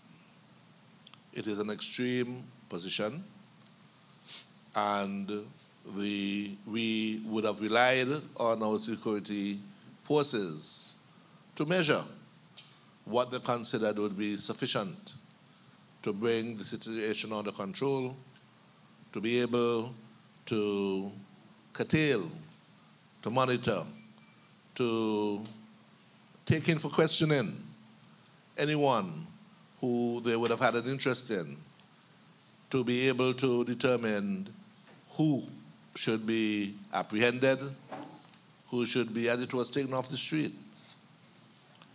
But it is that issue that you raise, that we are a constitutional country. The Constitution is the supreme law of the land. And in our Constitution, all of our citizens have certain rights that are expressed in that Constitution. And those rights we deem to be very important. The Constitution is the supreme law of the land, and it is when we deem it that there is that crisis to suspend those rights, is what you talk about. We did not feel that we should go that way, or we would advise that it was not necessary to go that route, but that there would be a significant increase in the monitoring and the work done by the security forces to bring this under control. And while your suggestion is one which will always be on the table, because all that we can do will be on the table to ensure the peace and stability of our country, it was felt that that was not, we had not reached that point at this point in time. The gang violence that we have with these young people is something that we will not tolerate. We would want to put them on notice that the security forces will do what they have to do, that the support of the government behind them, and we want all those citizens to understand that we do what we have to do to protect them, to ensure that we have peace and stability in the country. Thank you. Can I speak, please? Good evening, everybody. Sure. I just need to piggyback on what Mr. Stanley was saying in reference to what the Attorney General was talking about. St. Kitts and Nevis do not manufacture guns. Where are they getting the guns? Where they're buying the guns? Are these guns licensed? Somebody needs to do something about the guns. The guns are the ones they're using to kill each other and rob people and break into people's homes. The guns need to be curtailed. They need to put some kind of law in place. You guys need to do that in order for these guns to stop coming into the country and for these young men to get hold of them. I don't know what you can do about it, but I think that's where somebody needs to do something. Thank you. Thank you. Well, part of the security apparatus that we met with was the control of customs, who was very much there. And we have learned or been told that guns are entering through ports of entry. We have open borders that we monitor, but we do find from time to time guns coming through the ordinary ports of entry. And part of our information and advice that we are told that we need to provide the necessary screening machines to identify them. We have put in place expensive equipment at our seaports. We do have screening machines going out, but we have given instructions to expand that screening to look for these guns that come in. We understand from our security forces that as the perpetrators become more adept at their illicit activities, that they know how to insert them in food and tape them up and reseal tins in all sorts of ways to conceal them. And it means that we also have to increase our surveillance to do so. In terms of the laws, there are laws on the books that over the last 3-4 years we have brought more stringent laws on the books for those who are convicted of gun crime. We have also introduced new legislation to deal with those who are apprehended to make it more difficult for bail, etc. But these are areas where our judiciary, our judicial officers, do have a discretion. We will continue to monitor and improve the legislative framework to make it more difficult for those who are apprehended, those who go before the court, to escape the type of sanction that is necessary to try and stamp it out. I should say one more thing in terms of the question of the upsurge of crime, because these are immediate issues that we have to deal with. Whether it is we increase the number of security forces on the road, whether it is we give more resources and funds in terms of the detection, interdiction of guns and other types of weapons, we are also very much aware that the issue of crime is much broader than just the gangs, that there are social issues involved in questions of juveniles, parenting, issues in the wider society that needs a holistic approach and a more medium to long-term view to try to restrict our young, the very young, gravitating to and being drafted into gangs and other illicit activities. So that the programs that we have in terms of schools, in our social services, and generally need to be expanded. More resources have to be put into the wider social activities involved in our administration and in the country as a whole. Whether it is going to be support as well from social groups, the churches, and the wider community. I think earlier the Honorable Prime Minister would have made a very impassioned plea to parents and parenting to know where your children are, what they do, when they bring extra money in to the house and they're not working, where they're getting from. The entire community, the whole society, not just the police, the national security forces, but each and every one of us in the community must be part of our fight against this upsurge in crime. We need to take back our streets, our country, and make sure that we have the environment for all of us to live more stable and peaceful lives. Thank you. Okay, thank you very much. Just quickly add in relation to the security matter, because it's a serious one, and it requires a multiplicity of responses from law enforcement, from the wider society. Some of them are going to yield immediate results. Some are going to be more long-term. One of the interventions we have made and adopted as a national security strategic response is what we call the Explorers Groups, where we are having our community police officers going into communities and schools, and as it were, bringing the younger people into a greater friendship, relationship with law enforcement officers, a better appreciation of what the law enforcement officer does. So that bonding can help keep them on the straight and narrow. It is too early yet. What we do know, our model so far has brought over maybe 10% of the primary school population already in that club.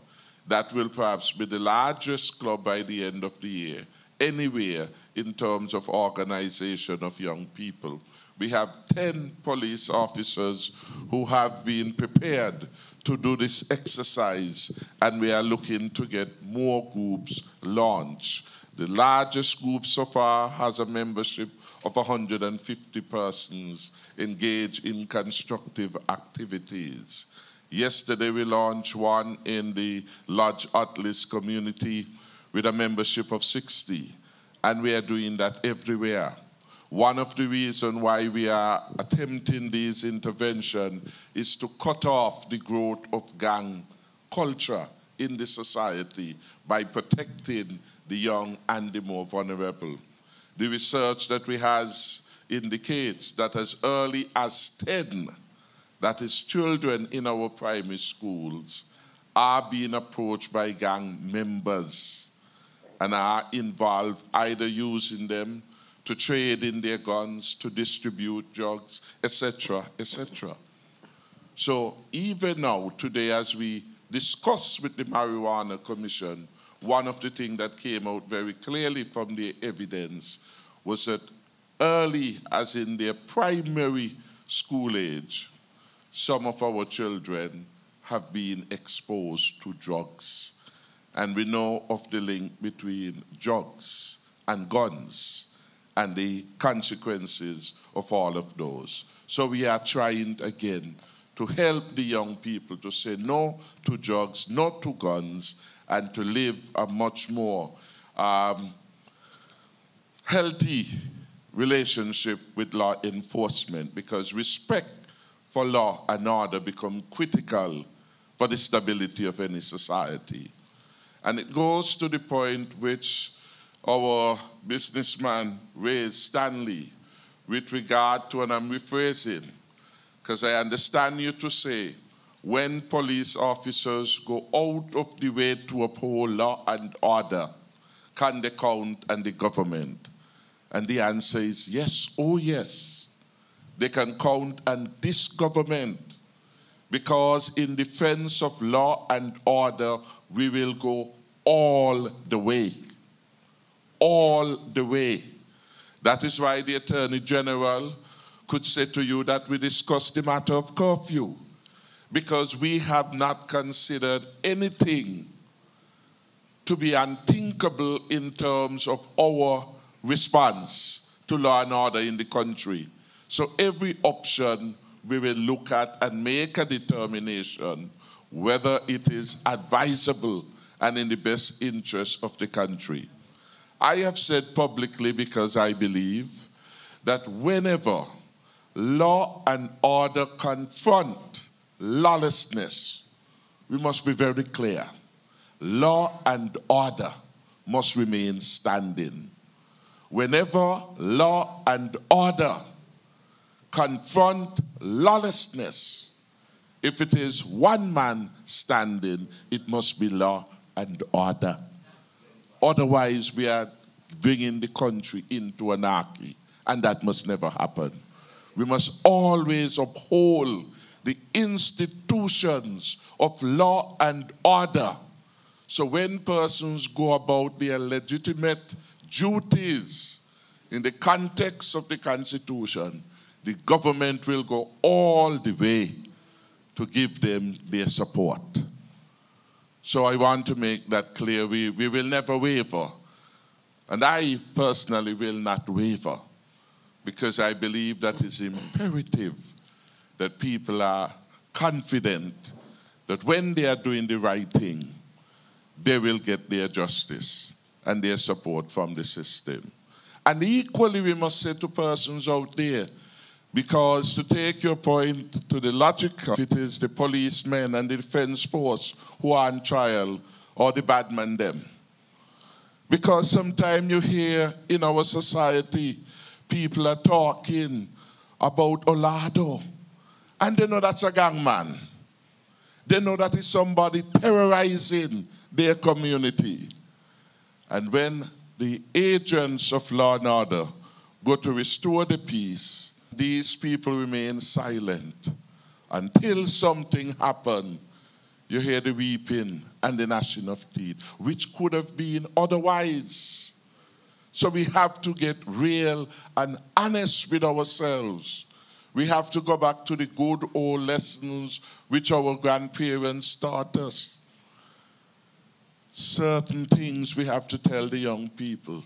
That one is not yours. Wait until you are able to do certain things. This greed that some people have to get this thing at all costs. We have to again warn the society about those temptations. We have to encourage more young parents to get their children in Sunday schools so that their value system can be stronger and better for their participation in these kinds of activities. So I just wanted to add that. In terms of our borders, we are having conversations with the government of St. Martin. We have had conversations with the U.S. government, and the Ministry of Foreign Affairs will have to get a bit more involved, because the truth is we are not manufacturing these guns, which means they are coming from outside.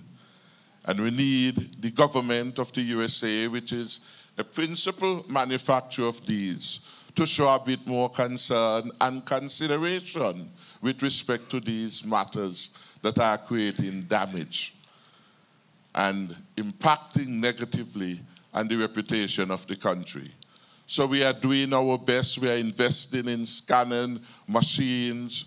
We have invested in canine dogs to assist and so on. And as we develop these things, those who are in the trade are becoming even more sophisticated. So guns are coming in what appears to be a can of pineapple and other devices already appropriately sealed, so that we have to even be further ahead of the curve in relation to the technology. So it is difficult, but we have to continue to persevere. And we have to ensure, again, if there is a demand in this society for these kinds of stuff, we are going to have a difficulty. So we have to reduce the demand for guns and ammunitions and those kinds of systems within the country to help us move on a new path. Okay, we have perhaps the last question.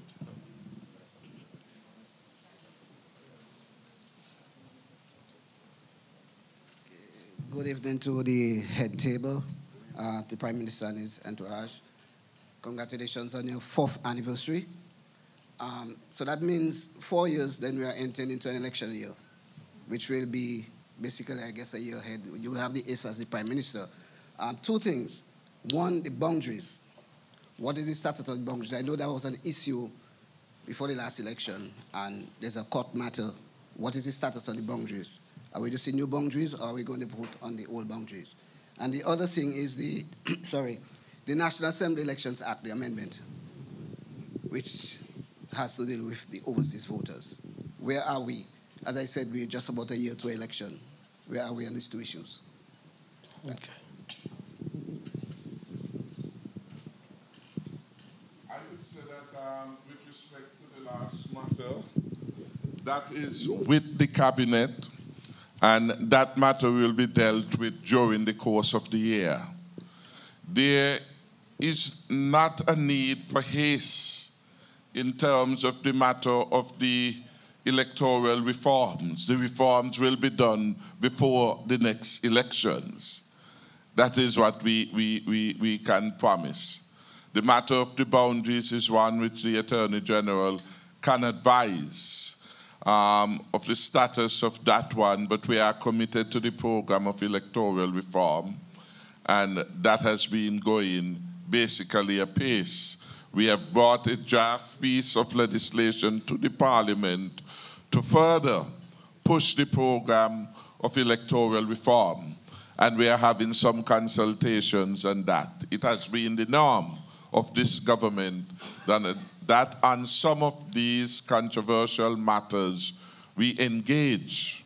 We normally bring a bill, we set it out, we then get opinions and suggestions, and we determine how we will move forward with respect to bills of this nature.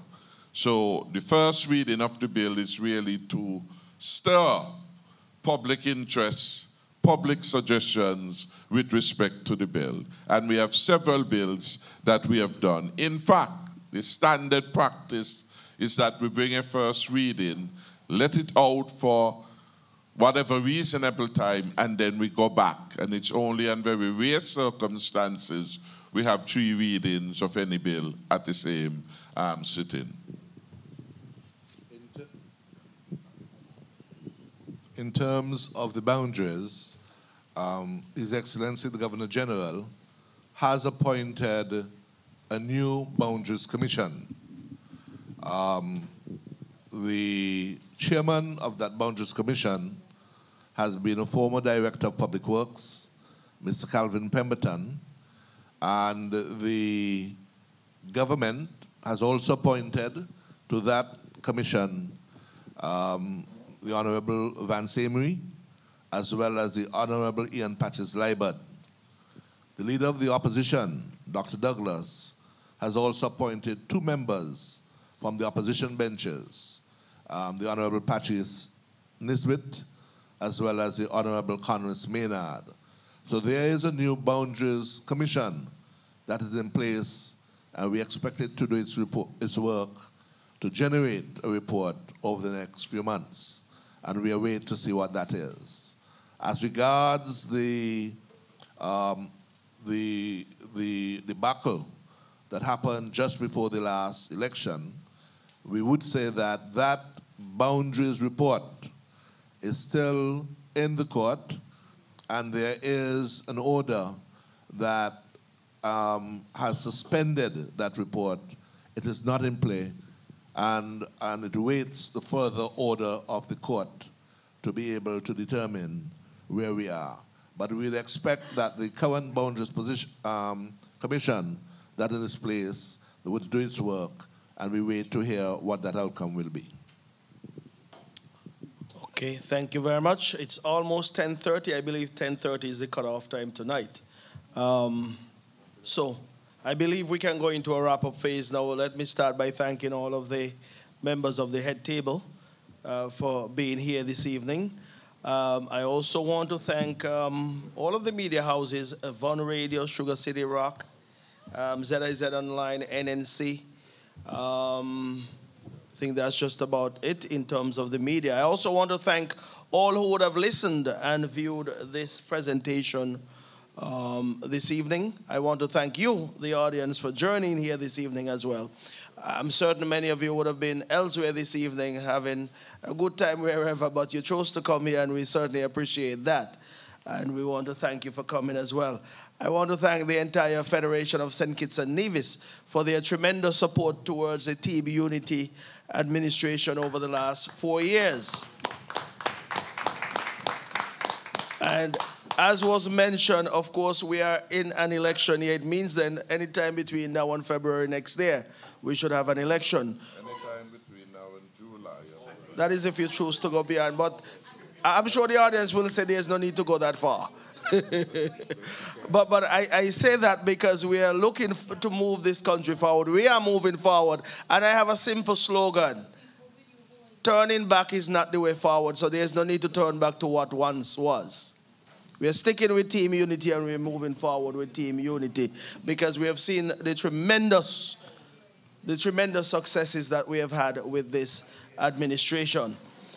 So, ladies and gentlemen, I want to thank you once again for coming out. I think... Oh, I'm told there's no event that is held by Team Unity without some snacks. I know it might be late for some of you, but if you can't eat it here, take it with you. But there's some snacks available. Certainly indulge in them and enjoy them, and we want to thank you for coming. We want you to get home safely, and of course, you're on the right track with Team Unity. Thank you for coming out. Have a wonderful evening. Safe drive home and a good night's rest. Thank you.